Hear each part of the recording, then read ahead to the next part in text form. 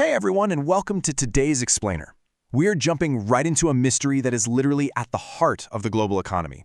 I mean, we interact with banks every single day, right? We're depositing paychecks, swiping debit cards, taking out mortgages. But when you strip down the mathematics of modern economic theory, this glaring, kind of counterintuitive question emerges: why do banks actually exist at all?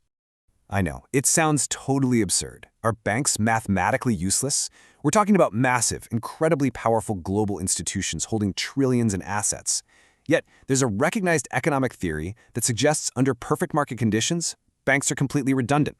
To really understand why we have them, we first have to understand that theoretical fantasy world where they simply don't exist.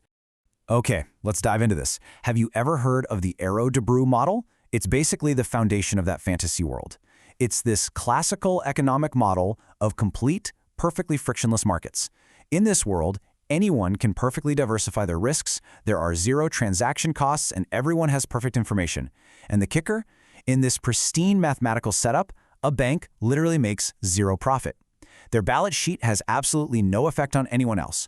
In theory, banks shouldn't even be here. But, obviously we don't live in a perfect, frictionless math equation. So, to solve this paradox today, we have a clear roadmap.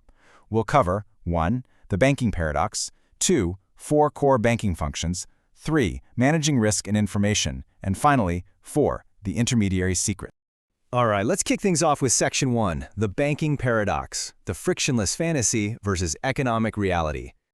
And this brilliantly illustrates the theory.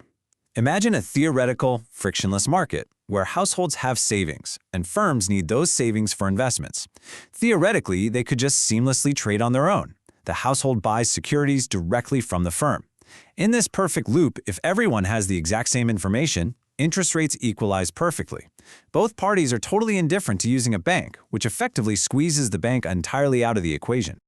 Okay, moving right along to Section 2, 4 core banking functions, basically what banks actually do in the real world. To really get what banks do today, we kind of have to look at how they started. Historically, their very first gig wasn't complex derivative trading or anything like that. It was just simple money changing. The Italian word banco actually refers to the physical bench where these early money changers placed precious coins. They soon started offering safekeeping services. But get this, early deposits paid zero or even negative returns. You essentially paid the bank a protection fee just to keep your metals safe from robbers. So, from those humble little benches, banking evolved into this massive, complex industry built on 4 main pillars. Check these out: offering liquidity and payment services, transforming assets, managing risks, and finally, processing information and monitoring borrowers. That is the structural foundation of every commercial bank today. Let's zoom in on that second pillar for a second. Asset transformation. This is where banks basically perform magic with your deposits. They take that raw material and perform 3 types of transformation. First, convenience of denomination, bundling thousands of small deposits to fund one massive loan. Then, quality transformation, offering you a super safe deposit account while they take on riskier investments. And lastly, maturity transformation, taking your short-term liquid deposit and turning it into a 30-year illiquid mortgage. The absolutely crucial takeaway here is that banks act as this indispensable bridge. Because, think about it, there's a glaring mismatch. Us everyday depositors, we want to put in small amounts, keep it highly liquid for midnight ATM runs, and we demand strict safety. But a firm building a new factory, they want massive, indivisible amounts of money for the long term, and their enterprise is inherently risky.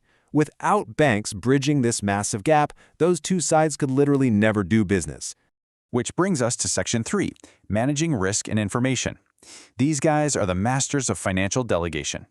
Because banks sit squarely in the middle of that depositor-borrower mismatch, their real job is expertly absorbing 3 specific shocks, so we don't have to. First is credit risk, the danger that the business defaults on the loan. Second is liquidity risk, your classic bank run scenario where too many depositors suddenly want all their cash back at once. And third is interest rate risk, where the short-term cost of borrowing funds actually rises higher than the long-term income the bank makes from its fixed loans. Now, what's really fascinating here is that unlike public stocks or bonds where market info is visible to everyone, bank loans are private and inherently opaque. The true value of a loan given to a local business relies heavily on this intense, long-term, private relationship between the banker and the borrower. The bank simply knows things the broader market doesn't. And since all that information is opaque, individual depositors, you and I, can't possibly investigate every single business we want to lend our money to. It would be way too expensive and time-consuming. Instead, we use a delegated monitor sequence. Step 1, we pool our money at the bank. Step 2, the bank meticulously screens potential borrowers. Step 3, the bank continuously monitors those projects to prevent opportunism. We are totally delegating the heavy lifting of financial investigation entirely to them. All right, finally, Section 4, the intermediary secret, fixing the frictions in the market. So here's the ultimate resolution to the mystery we started with. Frictions are the secret. That pristine Arrow-Debreu mathematical model failed because it totally ignored the messy, costly reality of actual human transactions.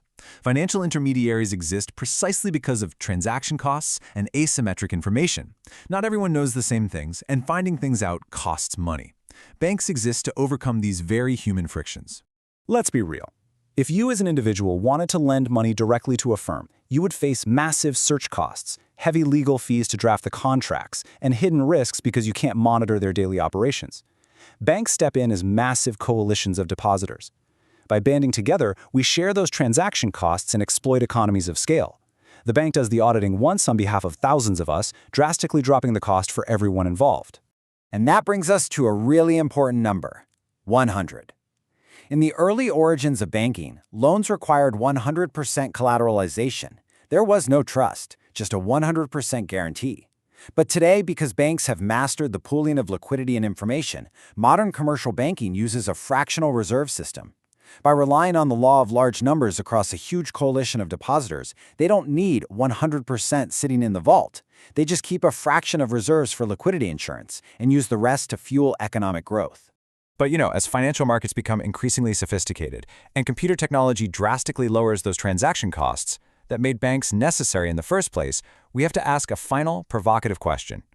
Will the traditional commercial bank eventually just disappear? Could they be entirely replaced by specialized mutual funds and separate finance companies? As the frictions in our economy change, the institutions that solve them might just have to change too.